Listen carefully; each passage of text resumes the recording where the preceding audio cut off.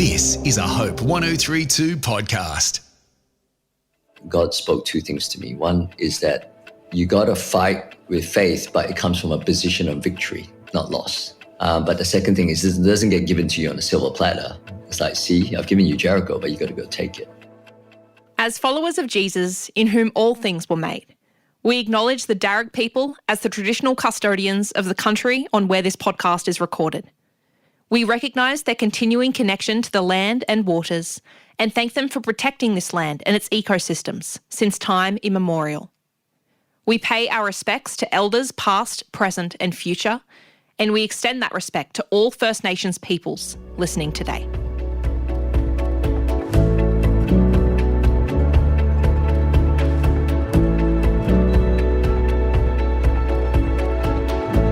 I'm Georgia and welcome to Finding Hope, the podcast that reminds you of the good in the world. Each episode tells the story of someone who has found real hope in challenging times and made the world a better place. Episode 60, Pastor Chee Seng Fah.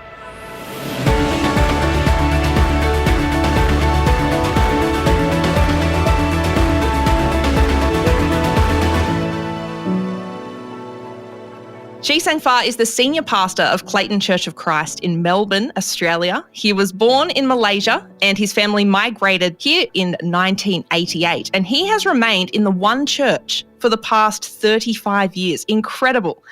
But Chee's life has not been without pain and turmoil. He's been through a stage 4 cancer diagnosis and more recently, the sudden death of his wife, Wei Lyn, from a brain hemorrhage. But he has the most incredible faith and I'm so honoured to chat to him today. Chee, thank you so much for being here. Well, thanks, Georgia. Thanks for having me.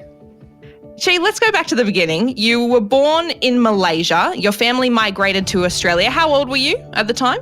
I was 8 years old. Okay, so tell me a little bit about your childhood in Malaysia. Do you remember much of it? To be honest, I haven't got a really good memory. That's probably what enables me to get through difficult times. I just forget. Like water's off the duck's back kind of thing. But no, I have like vague different memories. But I guess migrating over here, initially we were considering migrating to America. So I actually studied in Florida for a little bit, but then the visa came through in Australia. So we ended up here in Melbourne, Australia. So I was 8. And to be honest, it was probably more a bigger change for my parents than it was for me.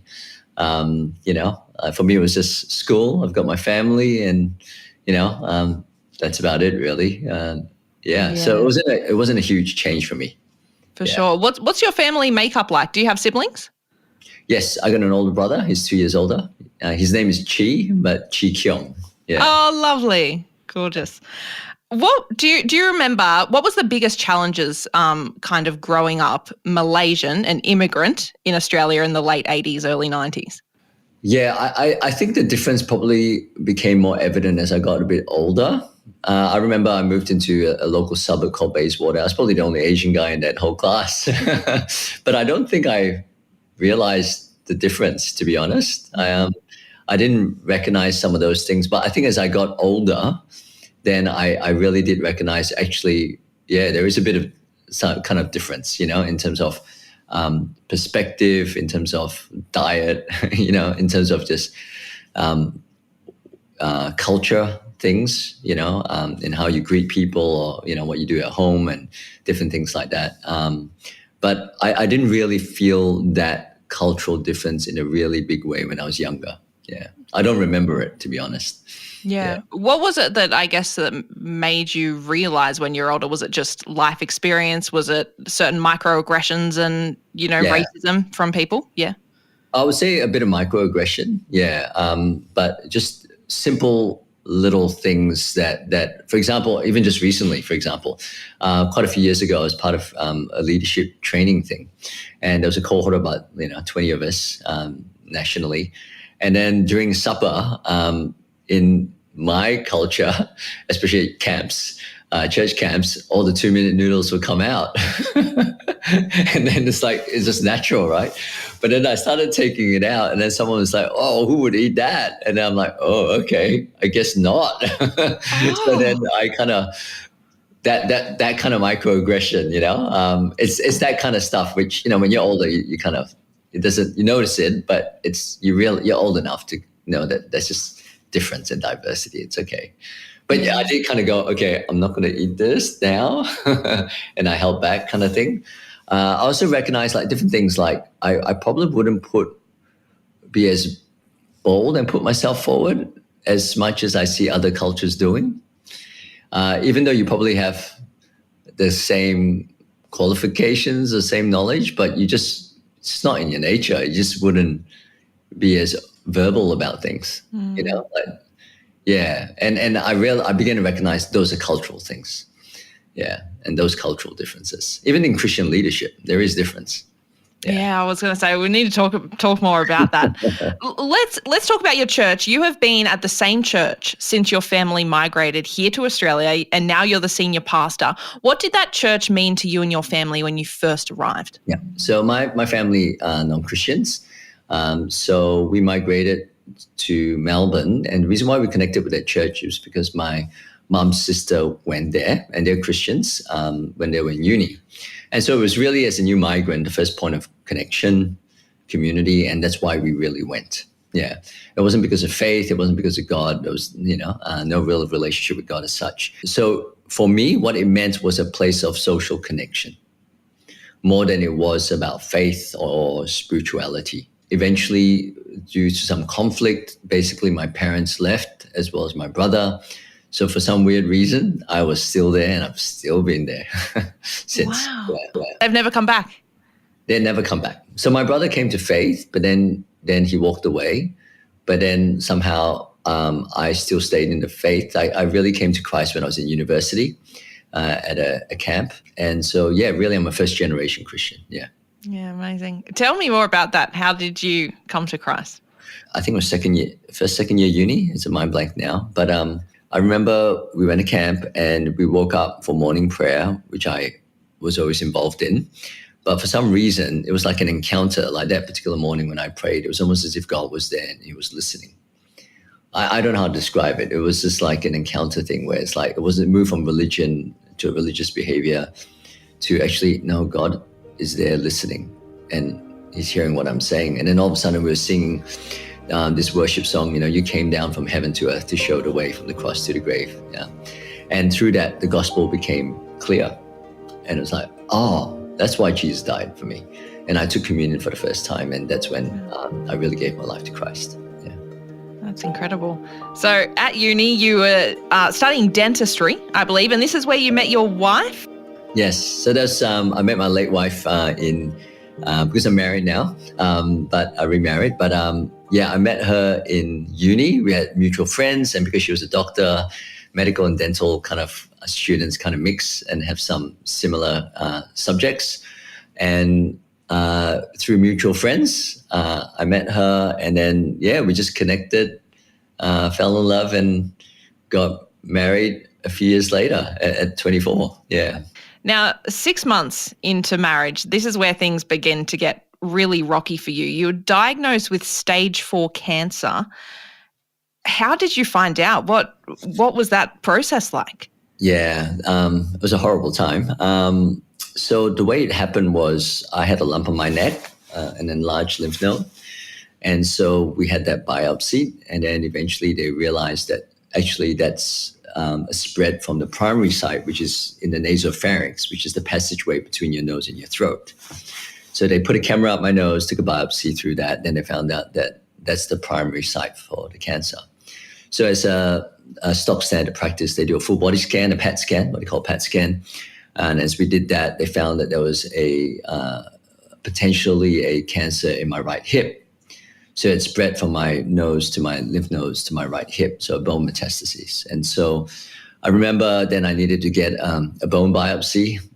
So you go through the CAT scan, and then they drills into your hip, and then take a biopsy from that. And then I waited 2 weeks actually through that. So prior to the outcome of that result, I remember they were saying it's an 85% survival rate in 5 years. But then if it was cancerous at the hip, then it would drop down to 15% survival rate. in 5 years. And so I remember it was a 2-week waiting period for the results. Longest 2 weeks of your life. Yes, it was. And then during that time, one of my close friends' father passed away of cancer. And so there we were attending the funeral. And I'm thinking, could this be the same situation for my late wife?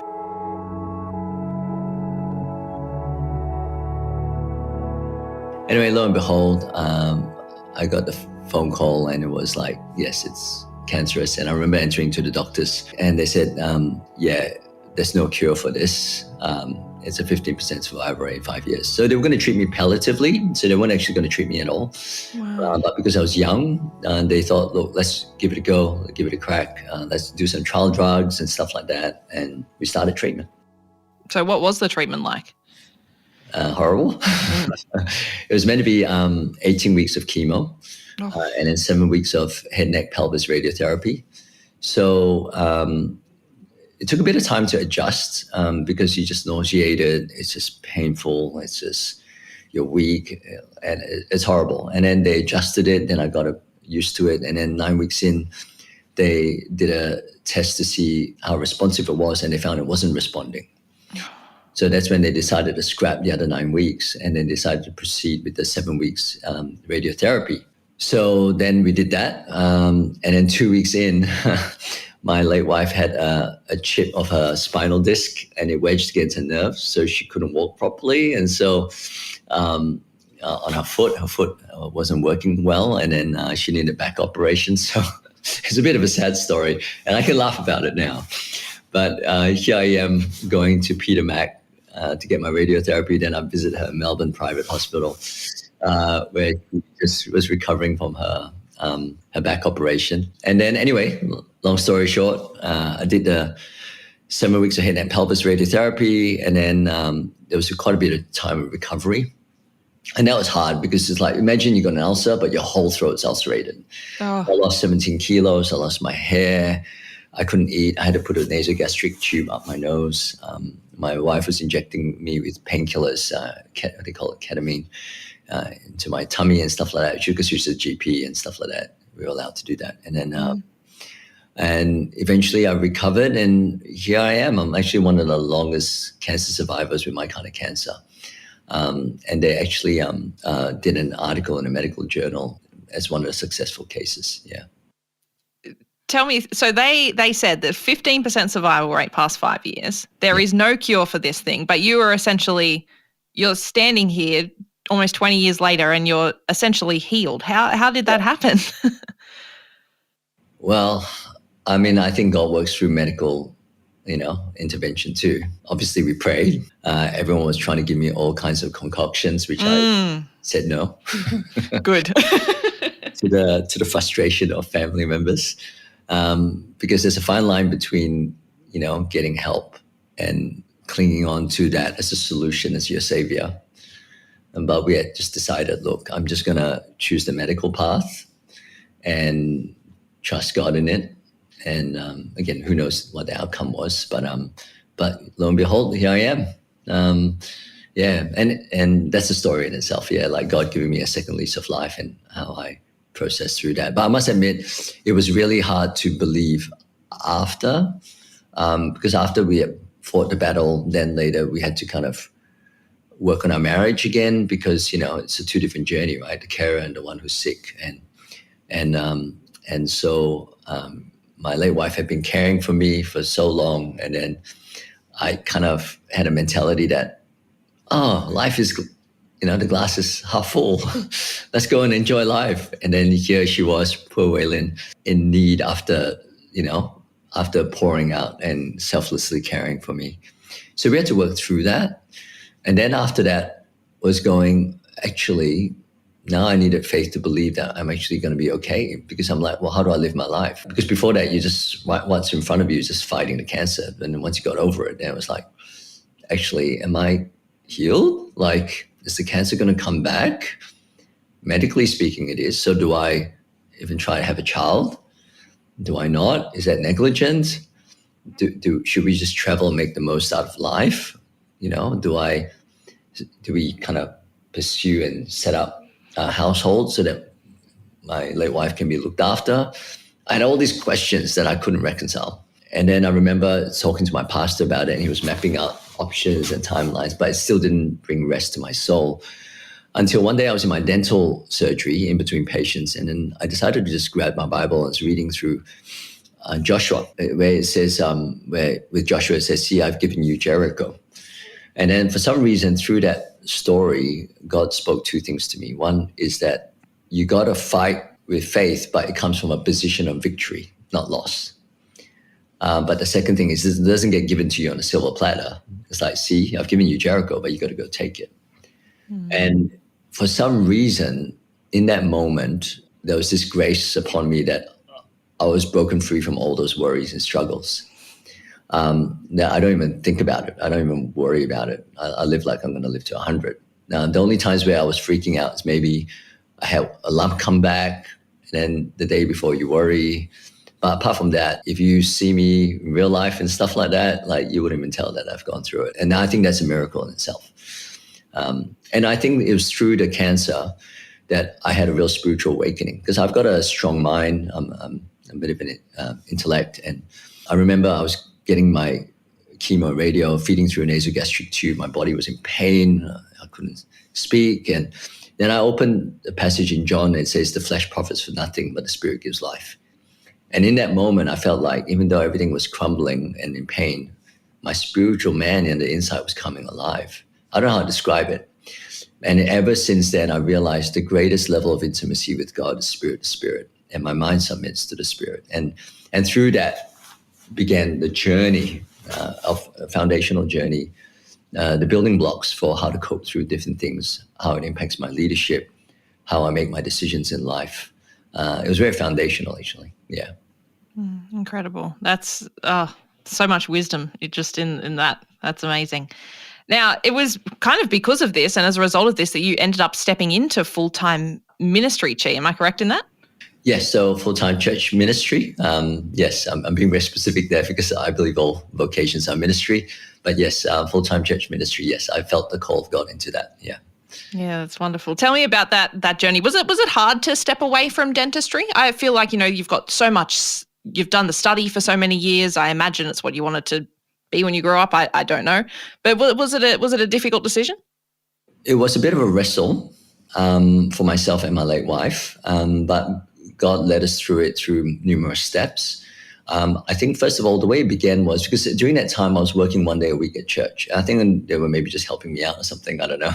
And then I was available, And then what had happened was we were leading. There was an evening service of young adults and stuff like that, and they needed. I was serving under one guy, and they needed someone to step into it. But then he felt the call into business. So then, just out of pure kind of availability, I'm like, okay, I'll put my hand up. But they didn't really approve of that because I didn't fit the mold, I think they were looking for someone maybe a bit more established in family, theologically trained. I mean, I'm a dentist, I don't lead teams. But during that time, I was also having a growing sense of discontentment with dentistry that I didn't have before. And I couldn't make sense of it. In fact, when I came back, I decided to work for a different clinic because usually we get paid commission, but for salary, because I knew there was a gap for people who couldn't afford dental care. And so that's why I thought I'd work there in that. But in that, I just felt this growing discontentment until one day, through a random conversation, someone said, sometimes discontentment can be God's way of ushering you into a different direction.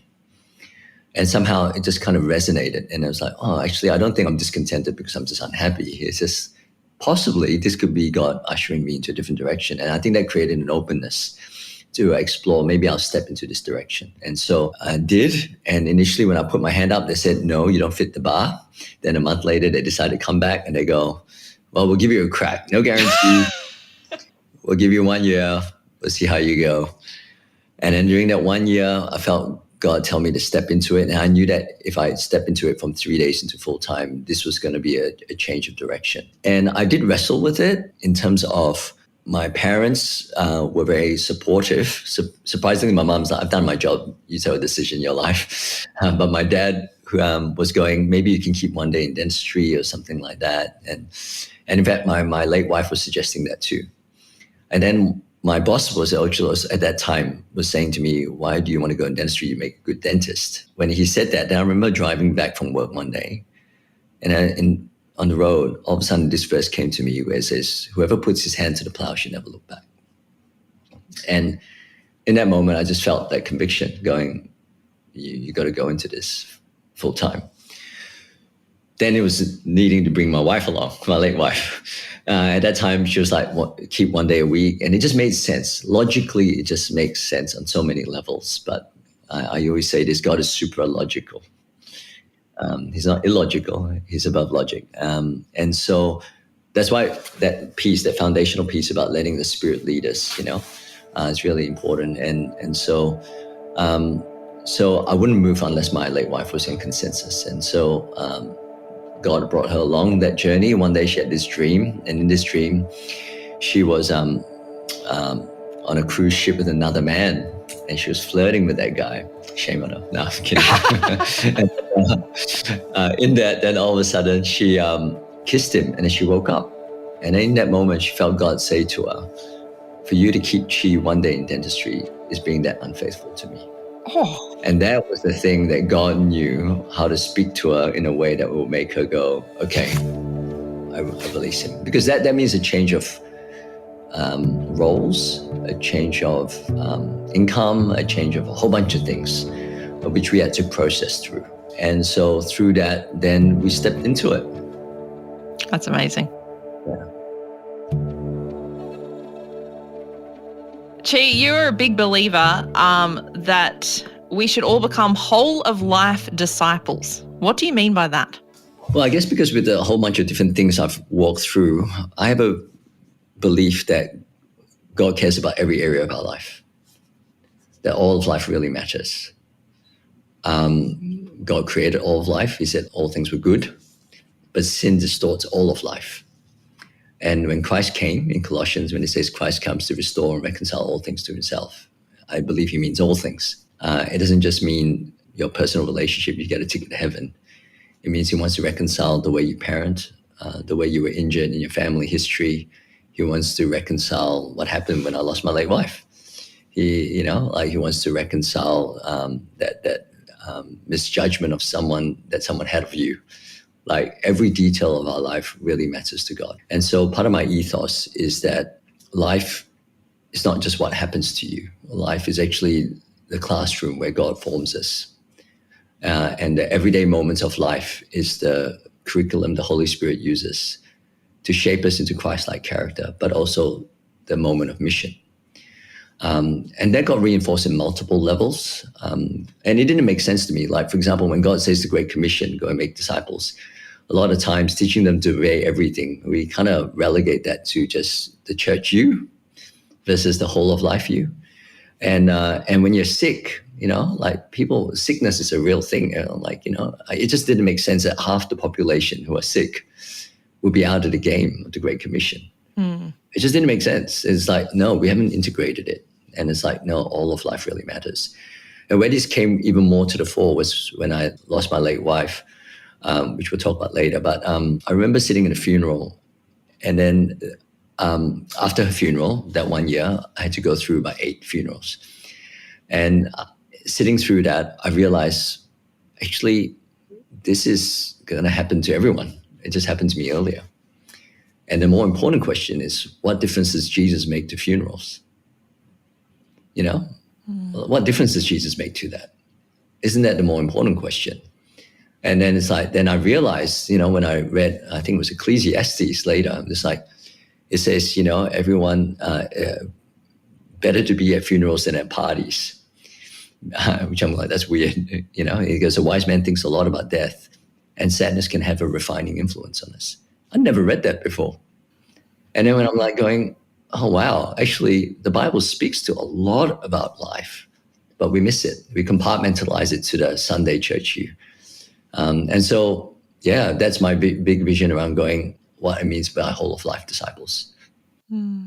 And I imagine your church has a great deal of emphasis put on that. I feel like there is still that compartmentalization though. And I wonder if that's a big part of the reason why a lot of people are leaving the church. Young people are leaving the church in droves. People haven't come back to church after COVID. Is there a way that we can integrate church into every day of the week? Yes, I think there is, and I think you're right. I think that definitely contributes to it. I think our younger people today in the world that we live in requires a much more integrated faith than we've ever needed to before. I think the trite answers or the, pat answers that are just not sophisticated enough doesn't cut it. And you really need to wrestle with the complexity of some of their questions and integrate it with real faith in real life. I say this, people are not looking for Jesus on the pulpit, on the platform. They're looking for Jesus in the pulpit of your life. And that integration is really, really important. And I think part of it is also, which is the journey that we're going on and we're learning.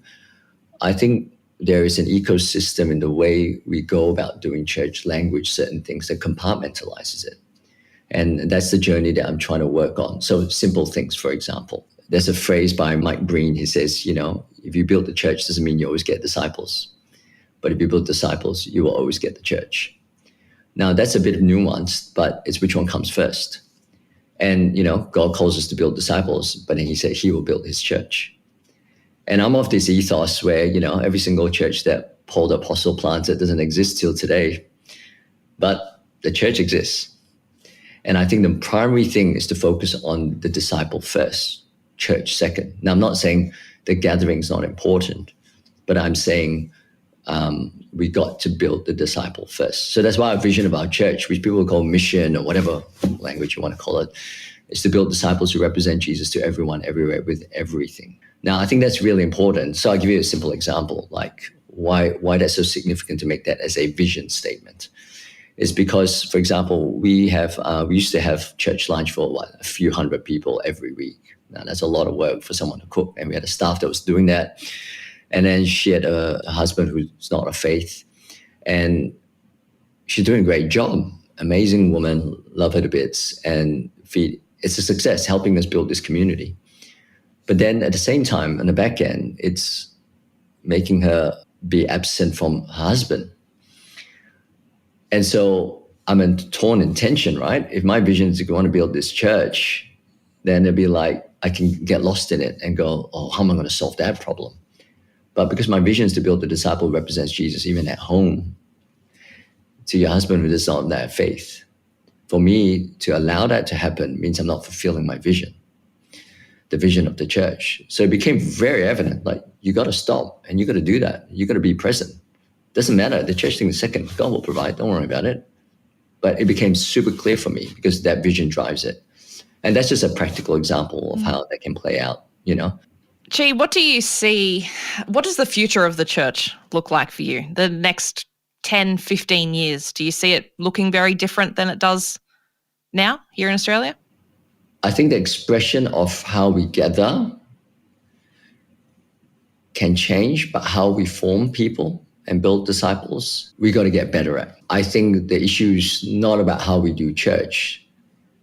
It's really how good were we at fulfilling the Great Commission. And I'm not convinced that we know how to do that really well. And I think COVID's shown that. One of the things that I always say this to my church, when you look at Acts chapter 2, Acts chapter 4, a lot of people emphasize on that, going how they gather. So the breaking of bread, the preaching of the word, the fellowship of believers and stuff like that. And you look at the form. But then when you go into Acts chapter 8, when persecution came, the disciples stayed, the apostles stayed where they were, but the disciples were scattered. It says, wherever the disciples went, there they preached the gospel. And it was like, isn't that what happened with COVID? It scattered everyone. But I don't see our churches doing that well, like what you see in Acts chapter 8. And I think we copied the form, but we misunderstood how good the early church was in forming people. And knowing how to build disciples and make disciples that will represent Jesus in every area of life. That wherever they went, they would gossip the gospel, right? They would see it as an opportunity to be formed and also mission. And when we read that, it's a bit sterile. Like we don't realize, but when you start putting names to it, it's like it might be, Anna, the pharmacist. It might be Rob, the guy who's retired and going through chronic illness. Once you put life situations like that, and then you read that verse, you go, maybe that's what they were doing. But we don't know how to do that well. And I think the more important thing is not really how do we do church differently to engage the current changing times. I think it's that how do we get really, really, really, really good at being able to build disciples and fulfill the Great Commission.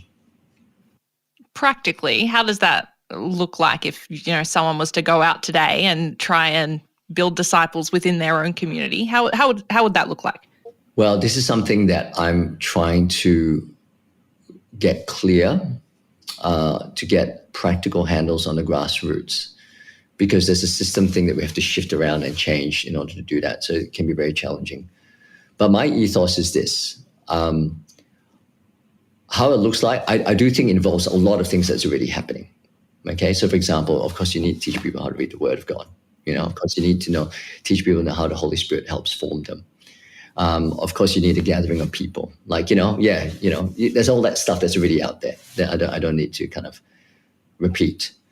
But where the point of difference is, I would say on a few levels. Number one, I think a lot of the approaches out there can sometimes focus on information rather than transformation of the heart.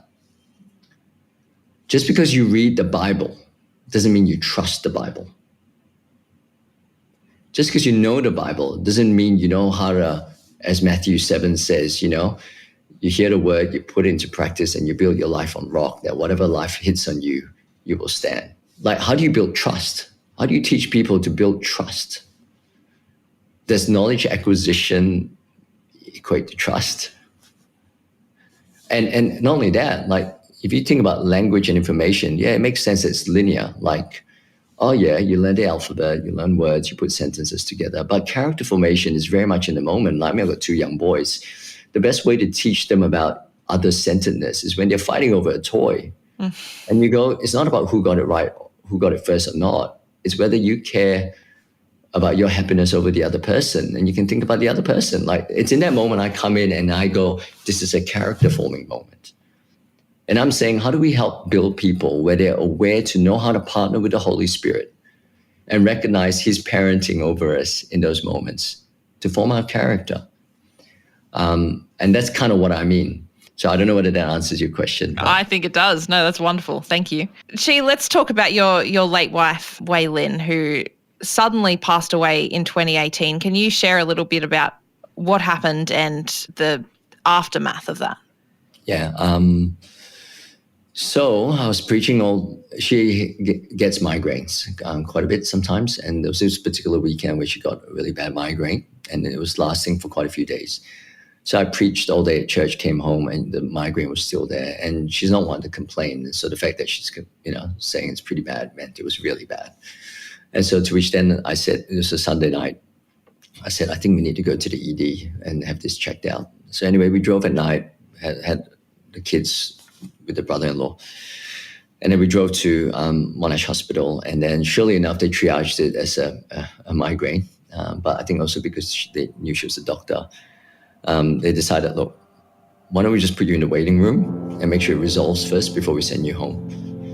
And it just so happened that there was an empty spot in the ED. And so they took us through into the room, and she changed the gown, and then boom, she just collapsed in front of me.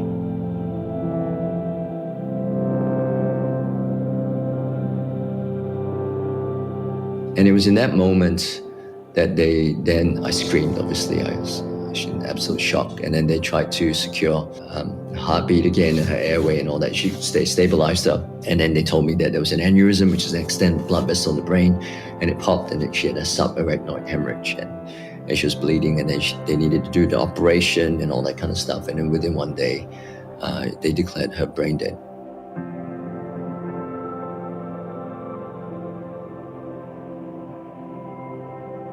Yeah, it was tragic. It was one of the worst days of my life. And there was just no time to process, and nothing you could have done. That's an incredibly hard thing to reconcile, I can imagine. Yeah, it was. And then having to tell my kids, that was hard. Yeah, they were 2 and 5 at that time. And I remember the 5-year-old just saying, "Dad, what are we going to do? Yeah, how are we going to manage this?" Yeah. I'm so sorry. Thank you so much for sharing. No, I'm very open. It's fine. Yeah. I can imagine you were angry at God, all the things. Do you remember how your faith was kind of through that time? I mean, to be honest, I don't, when I say this, I hope it's not misunderstood or pressured to people that this is the only way to deal with it. But I wasn't angry at God, although we must give permission for people to be angry and to lament before God. So when I say this, I'm not trying to say there's no space for lament. But in terms of my own personal journey, I didn't feel anger. And one of the things I spoke to a counselor about, because I was wondering whether I was in denial a little bit in the way I was processing things. Obviously, it was hurtful, absolutely devastating. Yeah, I'm not underestimating it. But the way the counselor described it really made sense. She goes, "Chee, you've gone through stage 4 cancer. Like, you've broken a bone before and you know how to heal it, but this is just different bone." And that kind of made sense for me. It was just like, when I was going through it, I was sad, I was grieving. There were times where I did lament. There were times where I'm like, "God, why did this have to happen to me?" But I don't think I was bitter, angry at God. And so what happened was, in ICU, so we had to wait for almost a few days because the brother was flying from Thailand to be able to see her, and she was an organ donor. And during that time, I remember I was reading the book of Job in bed with her. And this is what I mean. Like, if you do not know how to use the word of God in real lifetime, you're not going to use it in your time of crisis. And so that's what I'm saying. You can have your knowledge, but if you don't know how to trust it, you're not going to trust it in the big time, the big moments. And so I didn't know what else to do. So I just grabbed the book of Job. And then I opened up where it says, Job tore his robe in grief and worshipped him, which is amazing. It's one thing to read it, it's another thing to have that happen to you right next to you, and you go, "That guy is incredible." And then it says, "Naked I came from my mother's womb, naked I depart. The Lord gives and the Lord takes away. May the name of the Lord be praised always." I've preached on that, quoted it multiple times. But in this moment, it was the bit that said, "The Lord gave me what I had." And in that moment, it was like the Spirit of God saying to me, Wei Lyn was not yours to keep. She was always God's to give.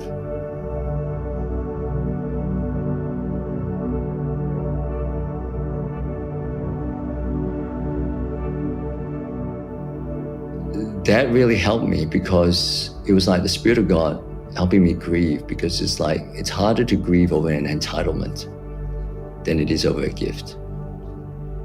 And strangely enough, her email password was God's property. And so it was just like this amazing divine intervention where God is with you, helping you walk through it, even though it's just 2 days after it's happened. And then I remember during that time, my whole church was praying. And then when she had passed, then my team was going, which I was so grateful for, obviously. Then my team was saying, "Oh, look, you got to let everyone know because they're praying for her and she's passed away." And I was really frustrated because I was going, why do I have to think about other people? Can't I even have my own space to grieve? Right. But then I was starting to get a bit frustrated with that, because that's happened with my cancer as well. And I look back in hindsight, I don't think I did it that well. But I've learned to do it better this time. And it happened out of this experience where, again, I was reading Job, and it's not like I was reading, it's just like I'm just opening, crying, going, And then in that, it was just like, I realized it's like there's 38 chapters of Job suffering in community. And then God said, you were never meant to suffer in isolation. Bring the community along. Now, that was the best decision I ever made in my life. I took 2 weeks off from my church. I took 2 months off, but 2 weeks off from attending my church. Then the third week, I went up on stage It's a big church. We have about 600 people. And I just said, let me address the elephant in the room. Because you guys can't read my mind and everyone grieves differently. The question is, how do I help Pastor Chee? And how do I speak to him? Then I started going, well, this is how. And I started naming it. And I realized, because I got to take responsibility for me. No one can read my mind. And so I started doing that to help them help me. And they did. They were amazing. I could not have gotten through what I've gotten through without them. And as scary as it was to be that vulnerable, to be that open, to want to shy away, it's always come from that ethos that all of life is discipleship. And so it was like, okay, this is just another thing. But in terms of how I coped, it was hard. My mom stayed with me and my stepdad stayed with me for 6 months, which was amazing. They were amazing. I took 2 months off to recover. I just separated out in 3 ways: get the kids' rhythm, establish it well, make sure I've got my own oxygen mask on, and eat, sleep, exercise, hear from God. And then third, sort out all the affairs of estate planning and stuff like that.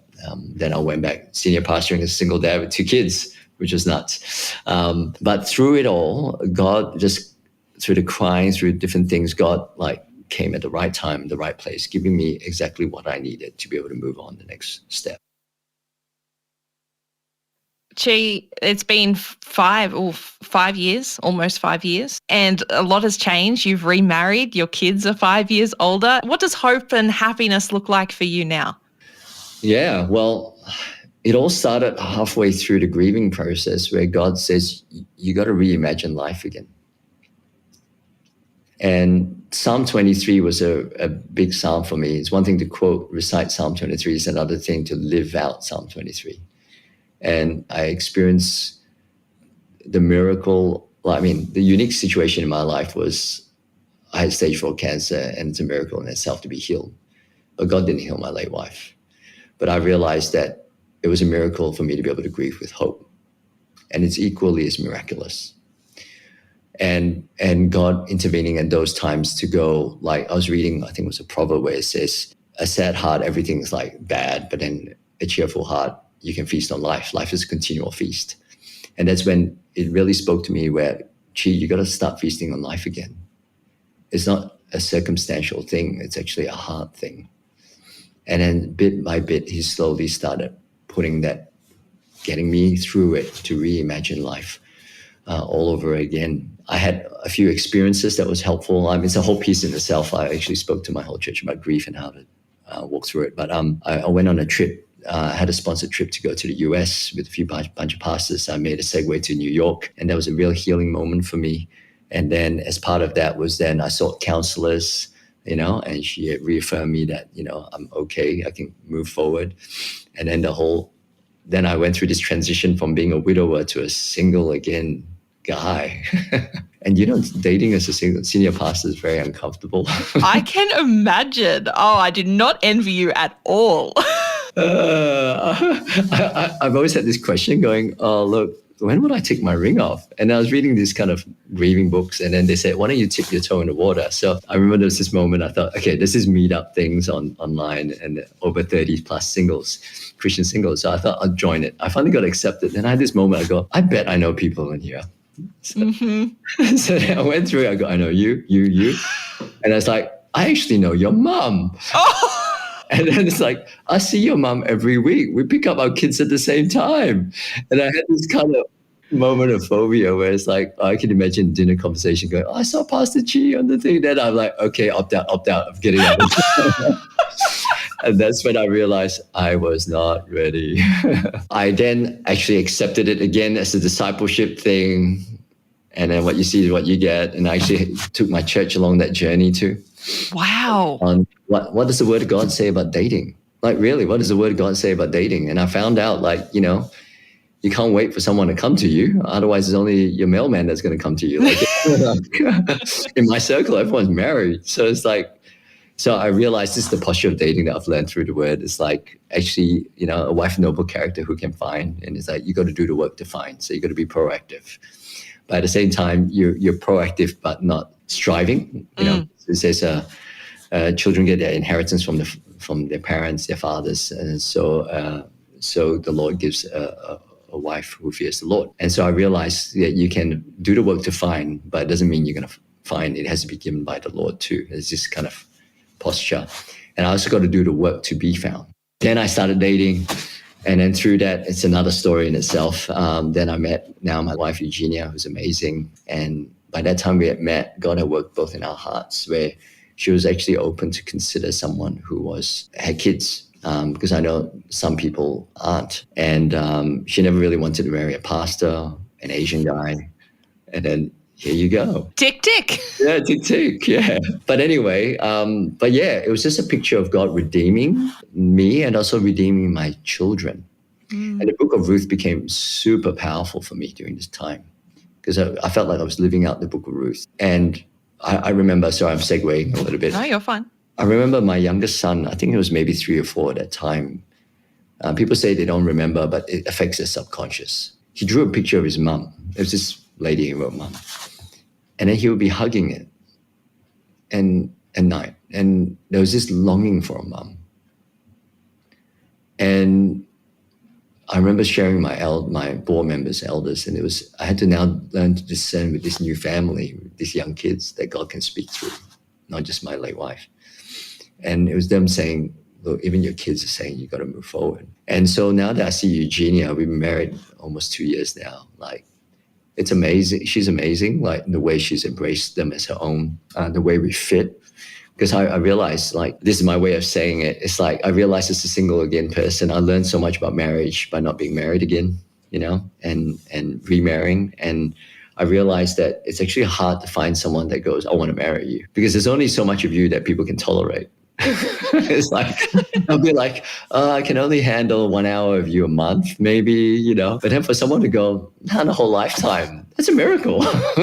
Amen. So anyway, through that, where we are now, it's like, I'm amazed at God. We've got a family again. I can reimagine the future. My kids, I feel I'm so proud of them. They've gone through this reasonably well, considering what they had to face, and having someone they call mum and they call Wei mummy, and them embracing one another like this, it's amazing. And someone, now you can kind of go, God, we're in a new phase now. We're going, how do you want to build this new family? And God, like, what's our role together into the future? And both postured to want to serve the kingdom. Chee, it has been an absolute honour speaking to you on Finding Hope today. Thank you so much for sharing so generously, so openly. I know so many people are going to be touched and learn so much from your story. So really appreciate your time. No, thank you for having me.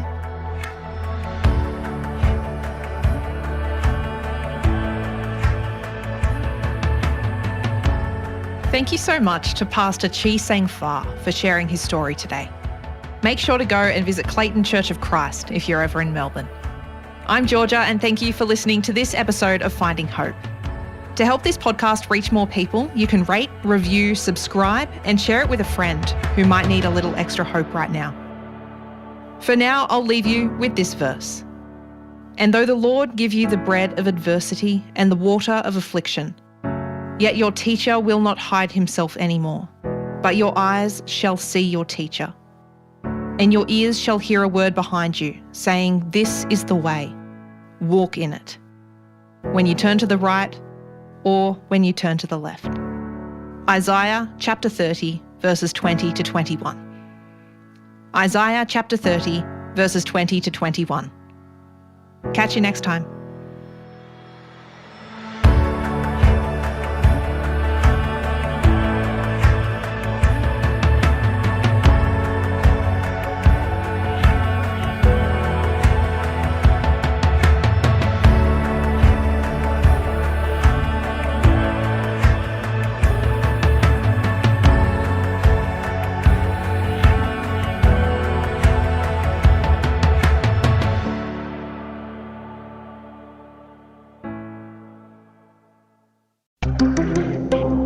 This is a Hope 1032 production. Thanks for listening.